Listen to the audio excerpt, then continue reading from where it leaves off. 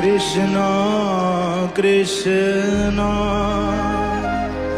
Hare Hare Hare Rama Hare Rama Rama Rama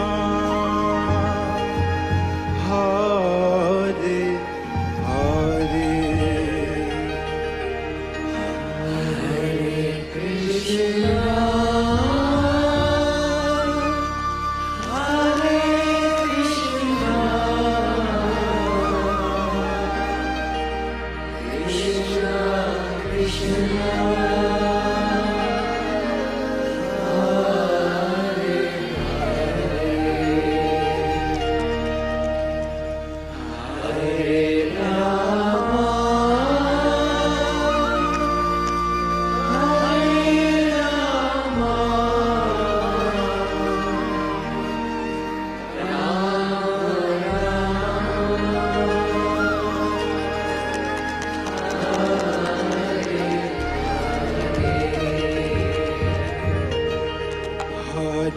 Krishna,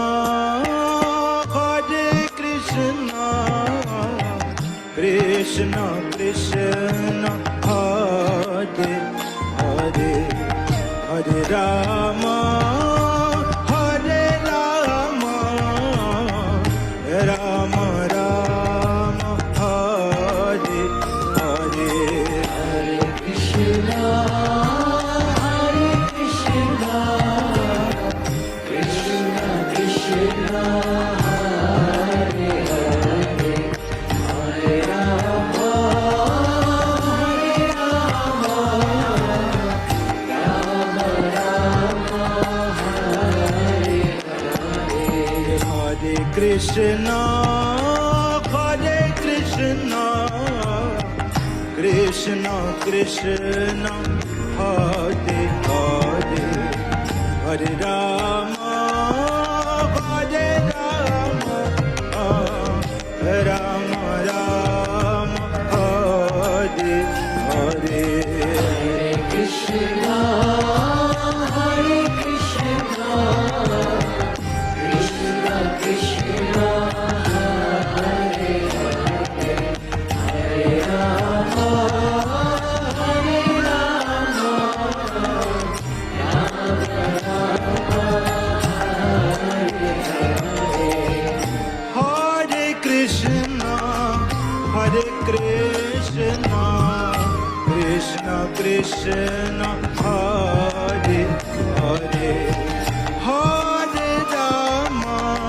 Hare Rama, Rama Rama, Hare Hare. Hare Krishna, Hare Krishna, Krishna Krishna, Hare Hare, Hare Rama, Hare Rama, Rama Rama, Hare Hare. Hare Krishna, Hare Krishna, Krishna Krishna, Hare Hare, Hare Rama, Hare Rama, Rama Rama, Hare Hare. Hare Krishna, Hare Krishna, Krishna Krishna,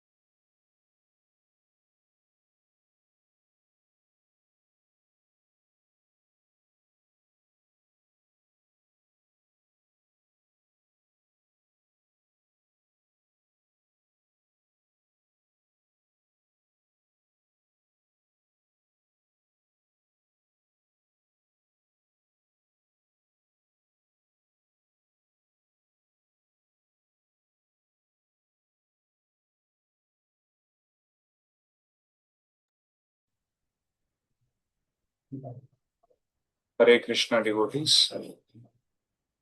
Welcome to our fourth session in this series of the Lightened series. And today's session is the qualities of a genuine Guru. So before we start, we'll offer some prayers. You can chant after me.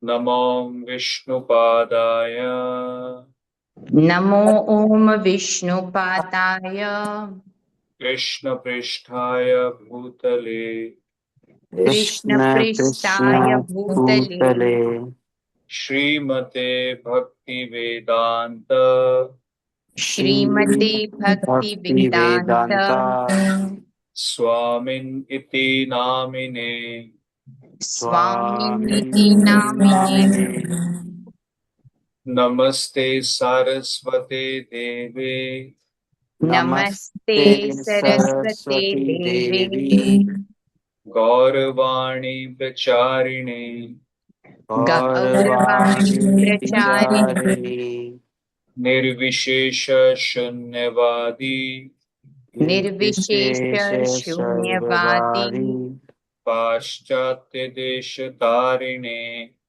पाश्चात्य देश Paschatya Tarini Charini Jai Shri Krishna Chaitanya जय Jai Shri Shri Krishna Krishna चैतन्य Chaitanya Prabhu Nityananda प्रभु Prabhu Nityanand Nityananda Shri Advaita Gadadhara Shri Advaita Yadvaita Gadadhara Gadadhara Srivasadi Gaur Bhakta Vrinda श्रीवासादि Srivasadi गौर Gaur भक्त वृंदा Vrinda Hare Krishna Hare Krishna Hare Hare Krishna Krishna Hare Hare Krishna Krishna Krishna Krishna Hare Hare Krishna Krishna Krishna Krishna Hare Hare Hare Hare Hare Rama Hare Rama Hare Hare Rama Ram Hare Hare Rama Ram Rama Rama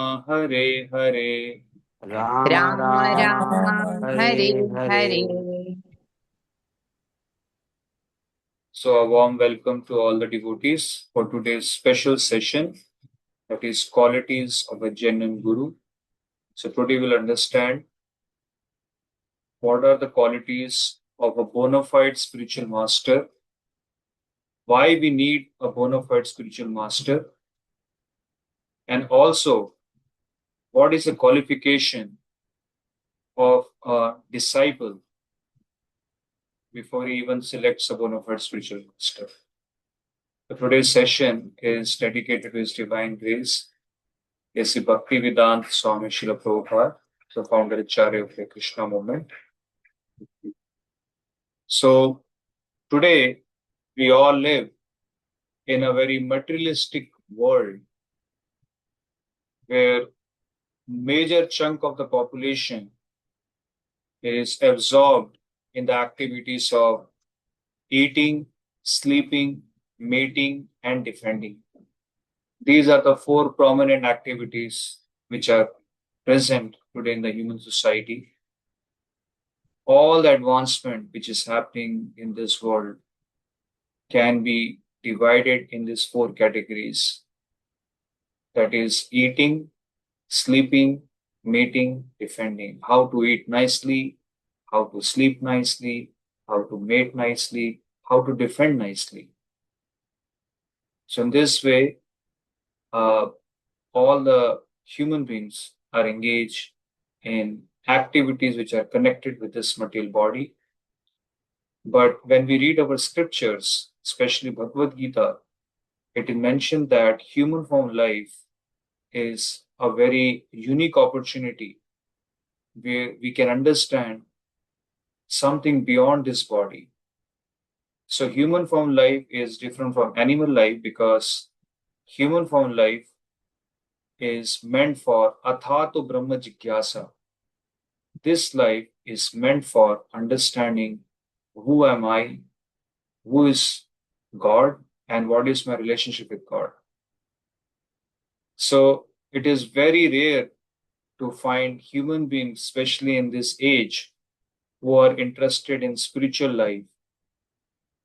And those who are interested in spiritual life, they try to search for a guru who can guide them towards this goal of life, towards the spiritual path. But unfortunately, many of them, they fall prey to many bogus gurus and swamis, and they get cheated. It is mentioned in the scriptures that people in Kali Yuga are very unfortunate. Why they're unfortunate? Because even if they're interested in spiritual life, they get sometimes in touch with some bogus gurus and swamis who misguide them. And then what happens? It sends a wrong message even for others who are interested in spiritual life. They feel that all the gurus are like that. They all are meant to cheat us. But actually, the fault is not in the system. The problem is with us. We don't know how to select a bona fide spiritual master in our life. Generally, when we see Indian mentality, when it comes to selecting a bona fide spiritual master, then generally we judge a bona fide spiritual master by their external appearance. Just like all of us have this thought process that when it comes to a sadhu, if you're trying to select a bona fide guru, guru has to be a sadhu. So sadhu is a person who wears saffron robes, who is having a big tilak on his forehead, big beard. And if this dress, this kind of appearance is there, that means he's a bona fide spiritual master. But this is all external as per the scriptures. This has nothing to do with the qualities of a bona fide spiritual master. So unfortunately, especially in India and of course in other parts of the world, people, they get cheated because they have no clue, no understanding of what are the real qualities of a genuine saint or a bona fide spiritual master. And because they are illiterate in the subject matter, most of them, they get badly cheated. So what are the qualities generally people look at? Why they are getting cheated?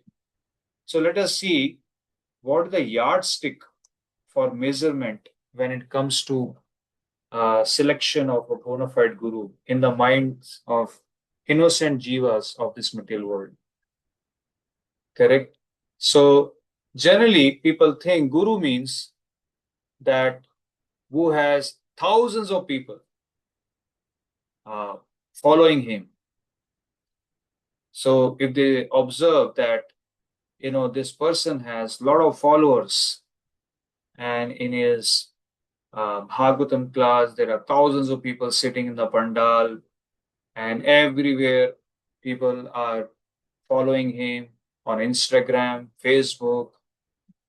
So if the guru has millions of followers on social media, and everywhere thousands of people go there for darshan, that means he is a bona fide guru. That is how we select in this world.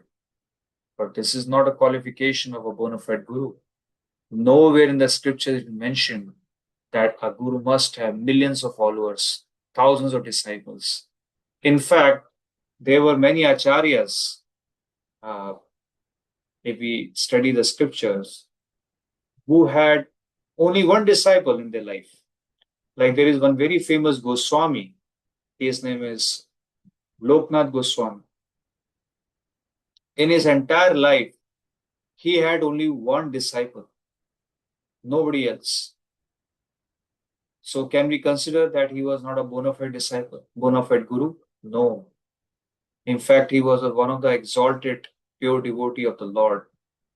But due to his humility, he never accepted any disciple in his life except one. So this is not a qualification of a guru that if he has thousands of people going for his darshan, correct?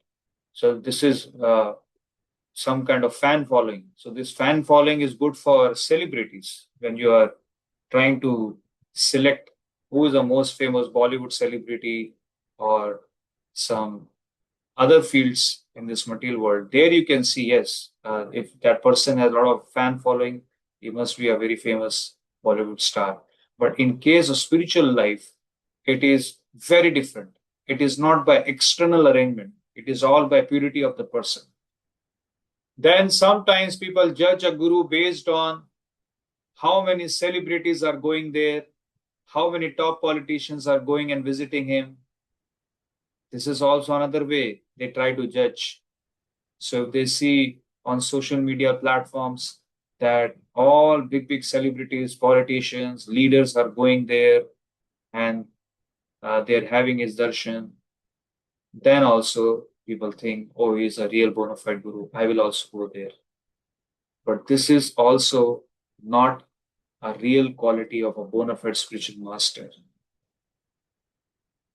Another quality what people see is that he is doing so much good work for the poor. So we have to clearly understand that there is a difference between a philanthropic person and a bona fide spiritual master. If you meet a philanthropic, pious person, the qualification of that person is that he must be engaged in material welfare activities for others, whether it comes to feeding programs or planting trees, saving rivers, so many activities. These are all connected with material welfare activities, which are meant for a philanthropic person or some NGOs which are working outside in this world. But a bona fide spiritual master means his real qualification is who can liberate his disciple, who can help his disciple to get rid of this cycle of birth and death.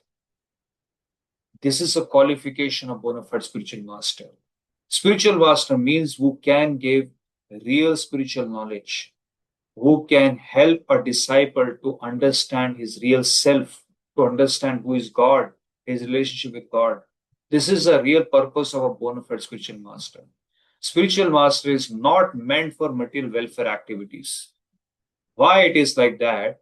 Because the real welfare activity in this creation is to liberate a jiva from ignorance, from the cycle of birth and death. That is real welfare activity. Correct? Material welfare activities can save a person or save a jiva for some time. Just like to suppose you provide good food to a person. Yes, that can help that person for some time. But if you don't change his mentality, if you don't change his karma, then that is not going to help him, even in this life and next life also. But spiritual master means who is meant for transformation, who can bring transformation in among his disciples, can change their activities, their karma. So good work is not the qualification of a bona fide spiritual master. Yes, scriptures are not against these good welfare activities like feeding poor people, opening hospitals, schools. This is scriptures are not against these activities. But spiritual master is not meant for these activities. Spiritual master is meant for spiritual welfare, spiritual knowledge. That is a qualification of guru. And then another thing which attracts people is he speaks so well. Correct? Generally, people think guru means he has to be one of the best orator. He has to speak very well. He should be able to mesmerize people by his talk. Again, these are all external qualities. This has nothing to do with purity of a person. This has nothing to do with a bona fide spiritual master. Spiritual master can also be an illiterate person. Just like if you study in our scriptures, there were acharyas who were illiterate. They were not even materially educated. They were from village background. But still, because of the purity, because of their dedication, devotion, service to the Lord, they were given this position of a bona fide spiritual master. So these are all external qualities, and unfortunately today people just look for all these external qualities when it comes to judging a bona fide spiritual master. But this cannot help us in our spiritual life. Even if it comes to us, even if we are interested in making spiritual advancement in our life, and if you have millions of followers, you have a lot of celebrities in touch with you, you are engaged in good activities, welfare activities, and if you are able to speak nicely, you're able to present certain things nice in front of others, this will not make you spiritually advanced. This cannot help you in your spiritual life. That is why we see outside world. There are people who have all these qualities, correct? But they are not inclined towards spiritual life. They are not spiritually advanced. So we have to understand, if these qualities cannot make us, advance in our spiritual life, then that means we should not see these qualities even in the life of a bona fide spiritual master. So that is why we have to understand very important factor, that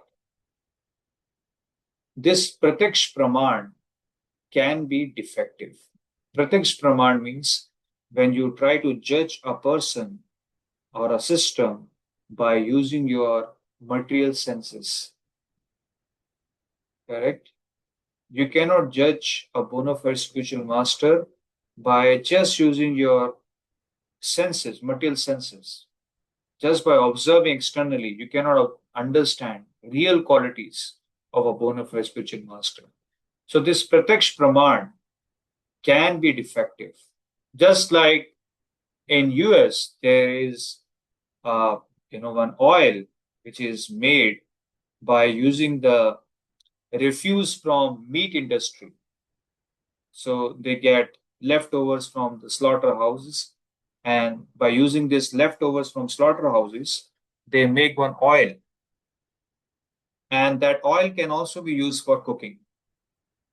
So if I cook two samosas, suppose there are two samosas which are cooked in different oils. One samosa is cooked in this oil, which is made from the refuse from a meat industry.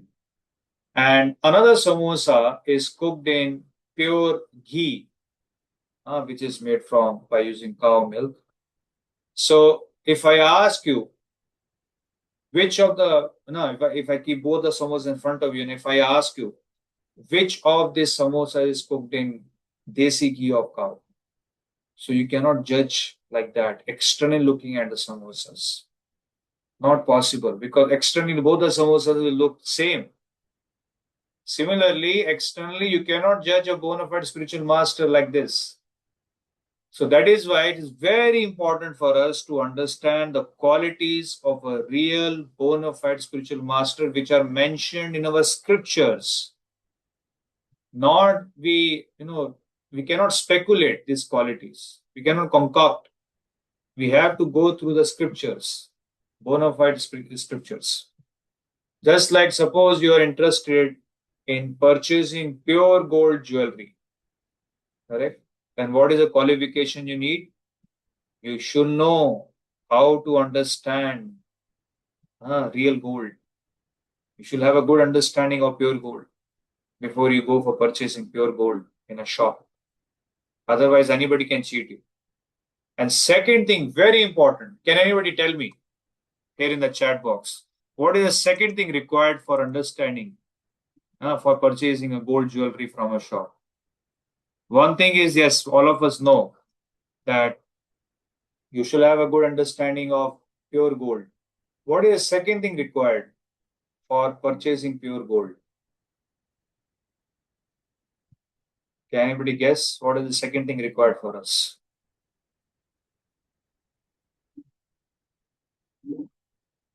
Okay.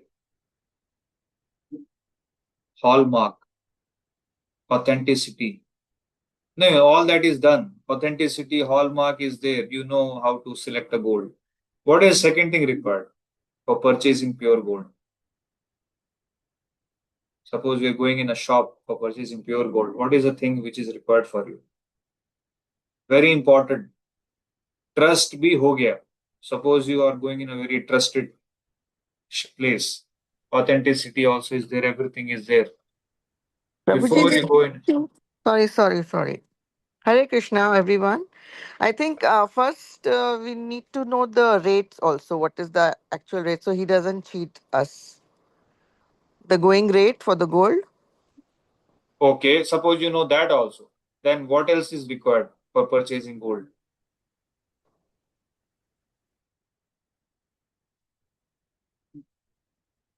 You need to pay money for that. So you should have money in your pocket before you go and purchase pure gold jewelry. So the very important second quality, you should be willing to pay the price of that gold. So why I brought this point, that even before you select a bona fide spiritual master, you should have knowledge about his qualities, definitely. But second thing is, a disciple also has to be bona fide. We should also have sincere desire that I want to follow real spirituality. And for that, I should be willing to pay the price for that. So Srila Prabhupada says in one place that because people want everything very cheaply, they are getting cheated. Very important. Today, another problem in this world is a lot of people, they are not interested in real spirituality. They think spirituality means that it should not disturb my comfort zone. I don't want to come out of my comfort zone. I want to just continue whatever I'm doing in my life. And still I want to have a guru. So it has become like a fashion today to keep a guru. Just people want to show I also have a guru in this world. But we have to understand, if you're really interested in bona fide spiritual master, then genuine spirituality involves some level of austerities and penances in our life. So it has to be from both sides. It is not one-way traffic. Both sides. Guru also has to be bona fide, and disciple also has to be bona fide. Then that bona fide disciple will get in touch with a bona fide spiritual master. If it is only one thing, then it will not work. Correct? So we also have to be ready to pay the real price for accepting a bona fide spiritual master. And because today people don't want to accept any austerity, any penances in their life, most of the people, they don't get in touch with a bona fide spiritual master. And that is why there is a possibility that a bona fide spiritual master may not get a lot of disciples. That also is possible. We have to clearly understand. Just like there is a diamond shop, correct? And suppose outside this diamond shop, there is also one Pani Puri shop near that street. Suppose there is one Pani Puri shop, and near to that place there is one diamond shop. So if I ask you where you will get more crowd, more rush will be there, it will be at Pani Puri shop or diamond shop. What is the answer? I think diamond shop, correct? Because there is a proper place to sit, air conditioned, and so nicely made. Pani Puri shop is outside, hot weather, you'll not get a lot of people there. Correct? Or it is the other way around? It's the other way around. Actually, in diamond shop, you'll get few customers. And Pani Puri shop, it will be fully crowded. Lot of customers coming there. That means what? That shows that diamond shop is not doing well. Diamond shop, they are not able to run their business nicely. They are going through losses. No. Diamond shop owner knows that I am not going to get customers like Pani Puri shop because my product is very different. There is a cost they have to pay before they enter in this showroom. And Pani Puri shop is cheap. Anybody can go there. So that is why we have to understand, when it comes to a bona fide spiritual master, he is also like a diamond shop.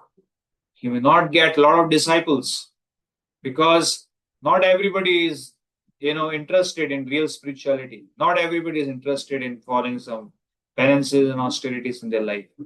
They want easygoing life, even when it comes to spiritual life.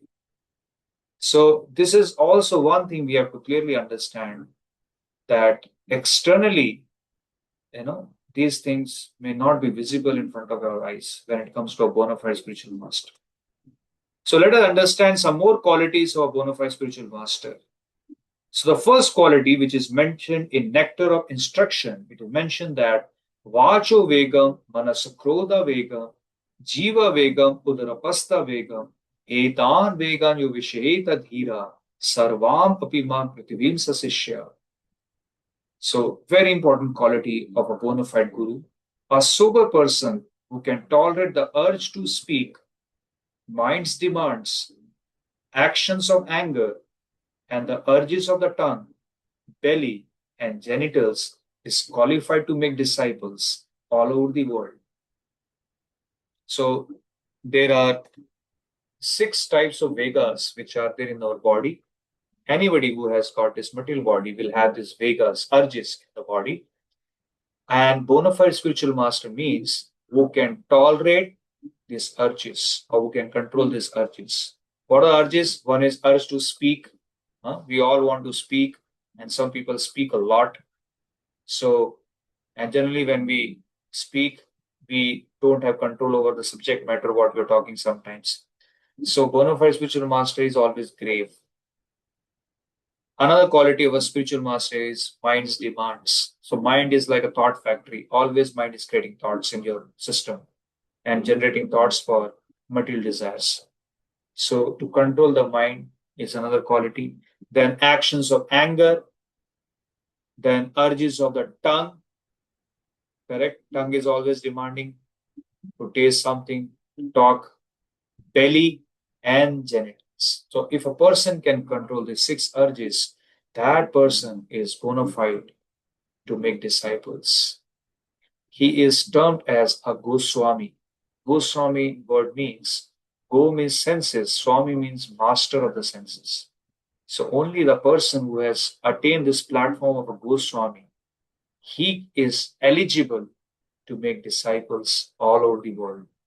If a person fails in any of the 6 things, he is not authorized to become a bona fide spiritual master. Another quality of a bona fide spiritual master is called Shrotriya. Shrotriya means one who has perfectly heard the science of God from authoritative sources in disciplic succession. So bona fide spiritual master means who gives us real knowledge of the science of God, but he can give us understanding of God only when he has heard from authoritative sources, and real authoritative sources are our Vedas. As Krishna explains in Bhagavad Gita, Vedescha sarve ahemeva vedya vedanta krit veda vid eva cham. Krishna explains Bhagavad Gita that these Vedas are this knowledge of Vedas is actually given by Krishna himself, God himself, in this material world. He has compiled our entire Vedas. And the real purpose of Vedas is to know the Lord. So, bona fide spiritual master means he has heard knowledge from authoritative sources. Real authority of spiritual knowledge is which is coming from parampara, bona fide parampara. Correct? So, this is how it works. So, it is mentioned that a bona fide spiritual master also has to come in a bona fide parampara of gurus. So, Krishna has created a system of sampradaya from where this knowledge is passed on in the process of disciplic succession. So, guru means who never creates knowledge through his mental speculation. He only repeats the words of previous acharyas or the words of Vedas. That's it. But unfortunately, there are gurus in this world and they have millions of followers and they're very famous in this country. And they openly say that I don't read Vedas, I don't read Bhagavad Gita. I speak knowledge on my own.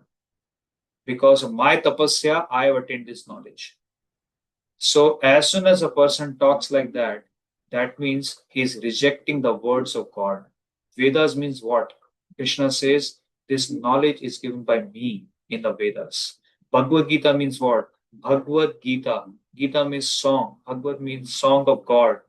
So, instructions of God, if somebody neglects or somebody talks like that, I don't read Vedas, I don't read Bhagavad Gita, I don't follow Vedas.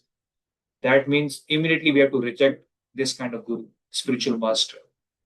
So, but again, unfortunately, people are not aware what are the qualities of a bona fide spiritual master. They get attracted to external qualities and they start following him. So, this is very important quality that a bona fide spiritual master repeats words of the Vedas. He never creates his own knowledge. And another thing is we have to understand guru means who is authorized by his guru to become guru. Guru cannot be self-made guru in this world. We have to understand clearly. Guru has to be authorized by his guru before he becomes a guru. Correct? So this is also another thing we have to understand, that there is nothing called self-made guru. Nobody can become a guru just by going to Himalayas for some years, by performing some tapasya, nothing like that. Only process is bona fide sampradaya. So Krishna, in the beginning of this creation, has created 4 channels of bona fide parampara. And all the bona fide gurus, they have to be in one of these sampradaya.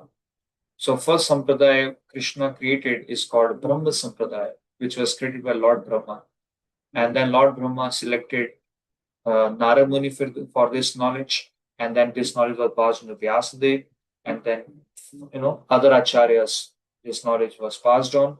And the 32nd acharya in this parampara is A.C. Bhaktivedanta Swami Srila Prabhupada, who is a founder acharya of ISKCON, Hare Krishna movement. So ISKCON or Hare Krishna movement is part of Brahma Sampradaya. Or if you have heard about Gaudiya Sampradaya, Gaudiya Sampradaya is also part of Brahma Sampradaya. So we are following this first Sampradaya, which is called Brahma Sampradaya. Then Krishna has also created Shri Sampradaya, which was started by Lakshmi Ji. Lakshmi Ji is also exalted pure devotee of the Lord. She has started a Sampradaya. In this Sampradaya, the prominent Acharya is Ramanujacharya. So if you go in south, you will see many temples of Sri Vaishnavas. Tirupati temple is also a part of Sri Vaishnava Sampradaya. They have a little different tilak like we wear. So that is also bona fide Sampradaya. And then Lord Shiva, he started Rudra Sampradaya. And the prominent Acharya in Rudra Sampradaya is Vishnu Swami. So again, there are many temples which are dedicated to Rudra Sampradaya. And then finally, 4 Kumaras, they have created Kumar Sampradaya. So Kumar Sampradaya also have many temples in India. And the prominent Acharya is Nimbarka Acharya. So they also called as Nimbark Sampradaya. So these 4 channels are there, which are authorized to give us a bona fide spiritual master. So if you approach any guru, the first thing we have to understand whether he's connected to any of these 4 sampradaya or not. If a guru says, no, I am not connected with any sampradaya, I don't read Vedas, I have done some tapasya and that is why I have become a guru, immediately we can reject this guru.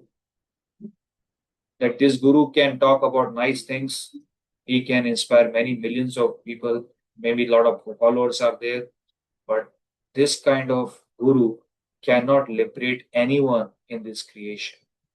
Liberation is only possible only when the Lord sanctions that. Spiritual advancement only happens under the mercy of the Lord and his bona fide representative.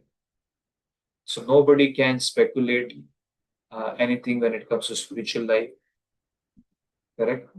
Just like you go for a medical treatment in a hospital and you come across a doctor and the doctor explains you that he has become a doctor without any degrees. He never went to any school or college. So you will not be interested in taking any treatment from the doctor. He may talk very nicely, his English may be very nice, all that may be there. But if that doctor explains you that, I have become a doctor in my house only. I have studied all the medicines on my own and I have studied everything. And I also have complete knowledge, just like any other doctor outside world. Whatever he says, if he has not gone through he has no degrees, he has never gone to any college, any school, immediately you will not accept that doctor. You will not be inclined to take any medicine from him. Similarly, these are 4 authorized sampradayas from where we have to understand a guru has to be bona fide, authorized by one of these sampradaya. Correct? So ISKCON is following this Brahma Gaudiya Vaishnava Sampradaya, where there are 32 acharyas coming in this parampara, and 32nd is Srila Prabhupada, who is a founder acharya of ISKCON. Another quality of a guru is he's a pure representative. So everything he says is in accordance with the scriptures and previous acharyas. So as I've explained you, that they don't speculate, they don't create their own knowledge, they just repeat the words of the scriptures. Just like earlier, people used to write letters to each other. Now we have WhatsApp, internet, emails, many things are there. But earlier people used to write letters. So this letter used to go through different post offices and through many hands. But as soon as you used to get letter from your friend, as soon as you will open that letter, you will not find any change in that entire letter. The handwriting of your friend, the words, everything remains as it is. None of the post offices or postmans, they don't change anything in the letter. Correct? Similarly, when we receive knowledge from bona fide spiritual master, that means there is no change in the knowledge which was given by Krishna in the Sampradaya. So when we read just like Bhagavad Gita, written by a bona fide guru, that means you're directly hearing from Krishna. So guru also means he's a transparent via media. He's transparent, means you can directly interact with the Lord through him.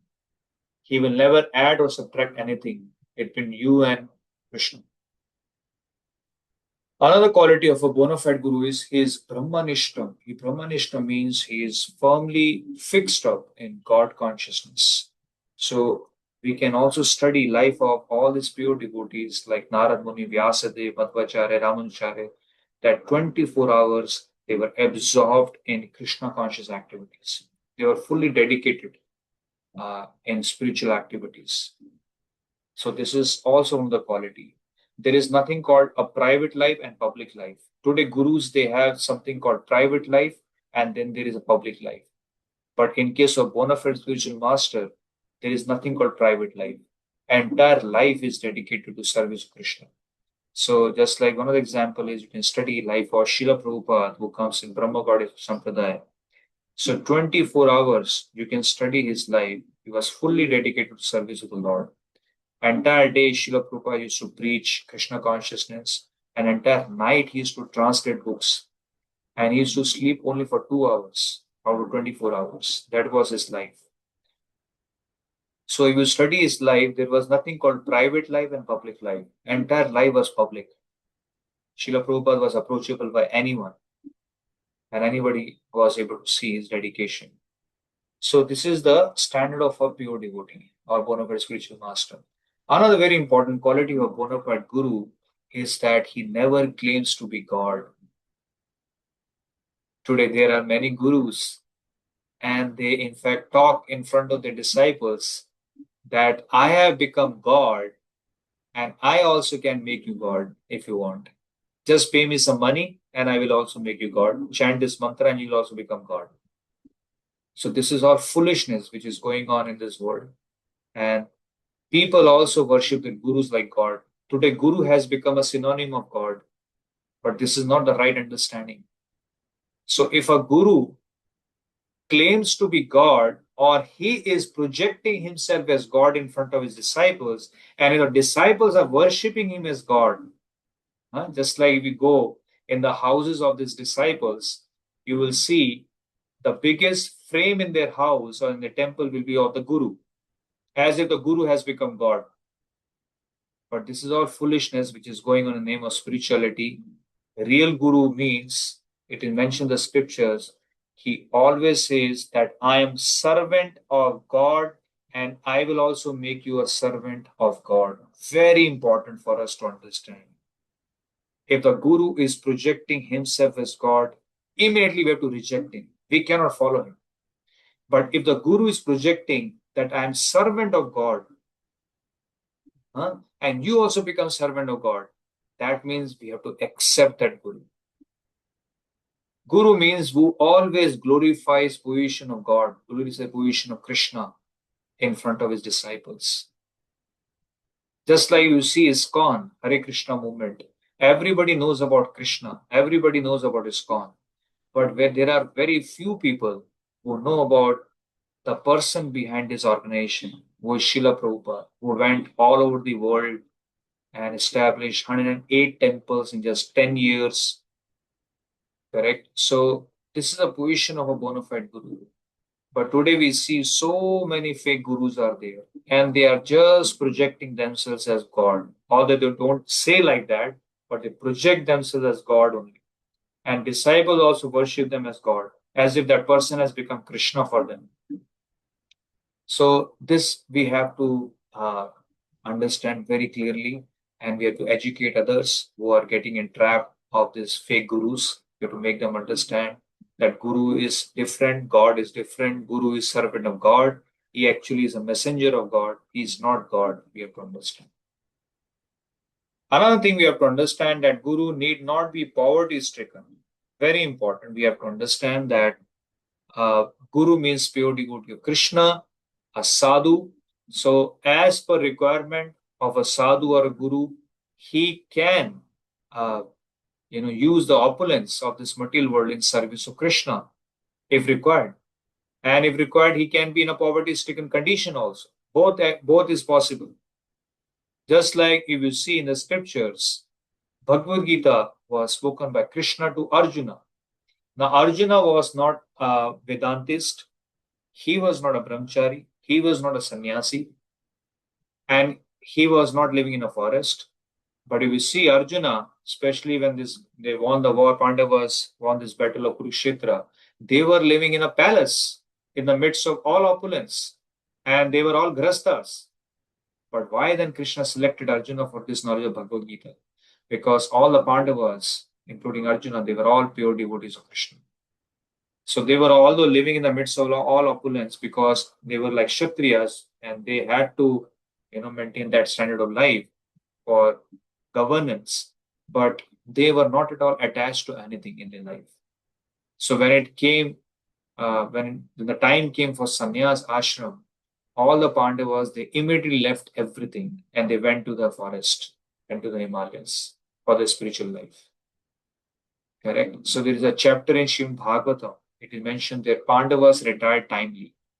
So when the time came, they left everything. They were not at all attached to any opulence, anything.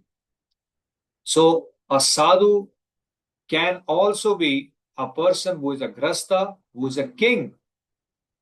correct? Living in the midst of all opulence, but still he can be unattached to anything, correct? Just like, unlike today's politicians, they don't retire. Till the point of death, they remain here and they don't give up their positions, their powers, because they have material desires. They are attached to all these things. But in case of sadhu, he can give up anything, whatever is required for service of the Lord, and he can accept also anything, whatever is required for the service of the Lord. But he will always remain detached from everything. Another quality of a bona fide spiritual master is he has to be expert in the science of God. He should clearly know who is God. If that person knows, that means he can be selected as a bona fide spiritual master. So Chaitanya Mahaprabhu says that it doesn't matter whether he is a householder or a Swami in renounced order, or a Brahmana or a Shudra or low-born. That doesn't matter. If he knows the science of Krishna, he is a bona fide spiritual master. This is a very important quality of bona fide guru, that he should be aware of science of God. He should know who is God exactly. Only that person is authorized as a bona fide spiritual master. Then we don't see his background, whether he's a householder, sannyasi, brahmachari, king, shudra, brahmana, whatever he is. If he is a pure devotee of the Lord, he can be accepted as a guru. Just like in case of a surgeon, correct? If you are going for some treatment, then at that time, the quality which you will see in a doctor or a surgeon is that whether he knows that science, medical science, he has that knowledge of surgery. You will not ask him whether he's a Shudra, he's a Brahmana, he's from which religion, from which background, whether he is married or not married, sannyasi. No, all those things we don't see. We only see the skill of a person, knowledge of that person. Correct. Similarly, we have to understand the real quality of a bona fide spiritual master means that he should know science of God. So that is why it is very important to know all these qualities. Now, somebody can think that, why I have to bother about all these qualities? Why I have to, think about so many things? Let me approach Krishna directly. Why have to approach a middleman? No, it is very important that we have to accept a guru in our life. Without guru, we cannot approach the Lord. Why? Because Krishna says in Bhagavad Gita, Tad vidhi pranipate na pariprishne na seveya upedekshanti te jnanam jnanina tattvadarshina. Krishna explains that vidhi, there is a process in spiritual life. You cannot make advance in spiritual life like that on your own. What is the process? Very important is that you have to learn the truth by approaching a spiritual master. And how you have to approach a spiritual master? See, Krishna is giving instruction in Bhagavad Gita that you have to inquire from him submissively, render service unto him, because this person is a representative of Krishna. So nobody can make advancement in spiritual life without accepting a guru. In fact, human beings, they take two births in their life. First birth happens through a set of father and mother, which happens for even animals. But the second birth happens when you accept a bona fide spiritual master as your father and Vedas as your mother. That is the second birth. This is called Diksha, initiation. So unless until human beings take second birth in their life, they don't take Diksha from a bona fide guru. Actually, they are considered to be as good as animals. So that is why accepting a guru is very important for human form life. Otherwise, they are almost like animals. So that is why it is mentioned in the places also. Mukunda Upanishad says that Tad Vijnanartam Sa Guru Eva Vikache. Eva means must. It is mentioned that in order to reach the perfection of life, one must approach spiritual master. Eva Vikache means must. It is not optional. We cannot say, oh, optional for me. I will think on the subject matter. No, if you really want to rise above this animalistic platform life, you have to accept a guru and Vedas in your life. Then you can make advancement in spiritual life. By such association, one proportionately develops his consciousness toward the Supreme Personality of Godhead. So, like that, we have to follow a bona fide system We have to understand the qualities of a bona fide guru. Based on these qualities, we have to accept the guru and follow instruction as it is. If we follow instruction as it is, we will be able to make systematic advancement in spiritual life. Yes, accepting guru also means that a disciple also has to be bona fide. Then, if you accept some penances, austerities from your side, then by following the instruction of bona fide spiritual master, we will experience real advancement, real realization.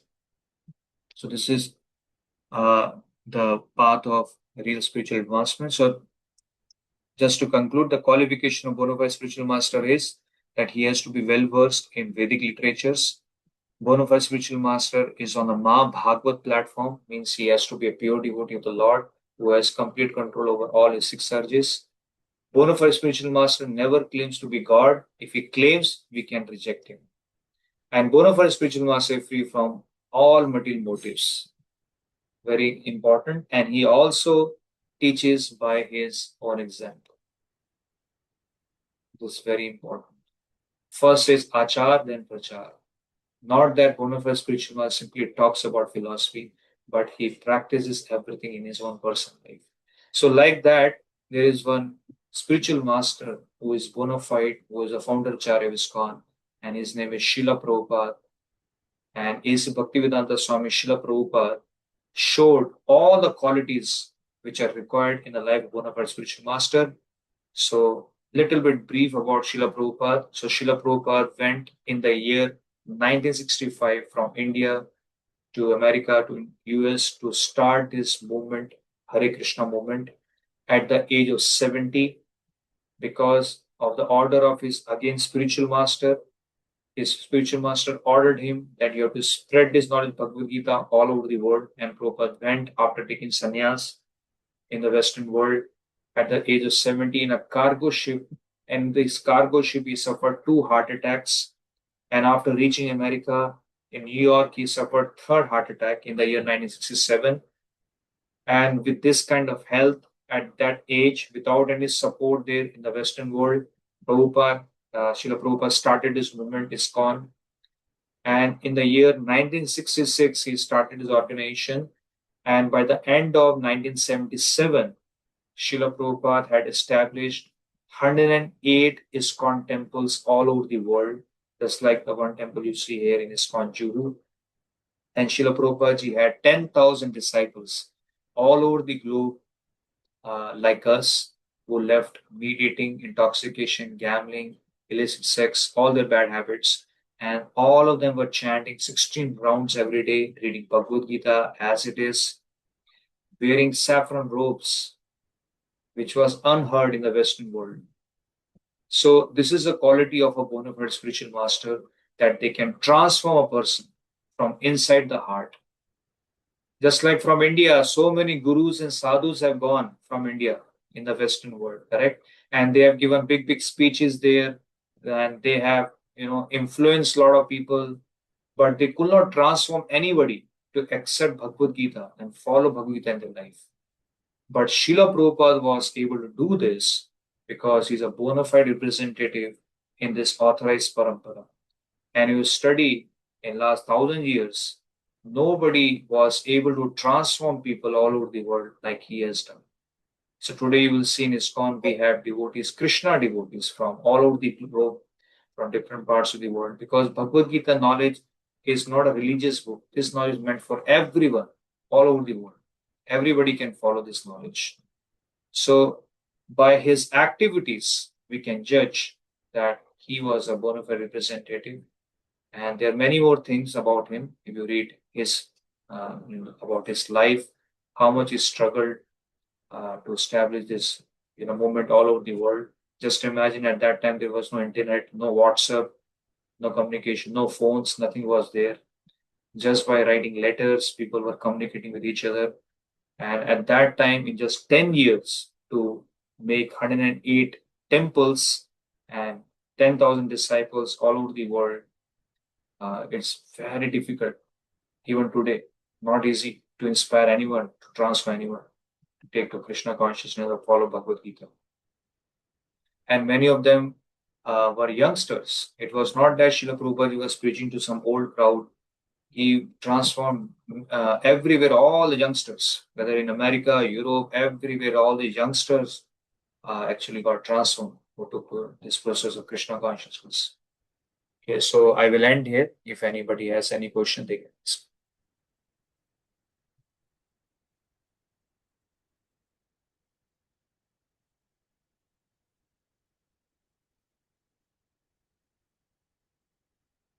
Okay, so I will end here. Thank you very much for joining us today. Hare Krishna.